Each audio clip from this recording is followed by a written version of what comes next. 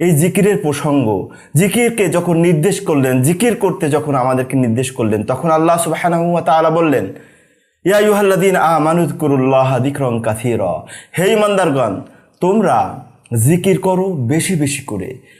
পক্ষান্তরে সালাত পড়ার কথা বলেছেন, সিয়াম পড়ার কথা বলেছেন, যাকাত দেওয়ার কথা বলেছেন, সেখানে কিন্তু বেশি বেশি শব্দ উল্লেখ করেননি। কারণ কি? কারণ হলো এই জিকিরের মধ্যে আছে অনেক মাহাত্ম্য, অনেক তাৎপর্য। যেমন আমরা কিছুটা উল্লেখ করব। আল্লাহ সুবহানাহু ওয়া তাআলা জিকিরের ব্যাপারে বলেছেন, ওয়াযযাকিরিনাল্লাহা কাসীরা ওয়াযযাকিরাত আ'আদ্দাল্লাহু লাহুম মাগফিরাতাও ওয়া আজরান আযীমা। আল্লাহ সুবহানাহু ওয়া তাআলা এই আয়াতে আল্লাহ সুবহানাহু ওয়া তাআলা বলেছেন, যে সকল নর এবং নারী বেশি বেশি জিকির করে, আল্লাহ তাদের জন্য রেডি করে রেখেছেন, প্রস্তুত করে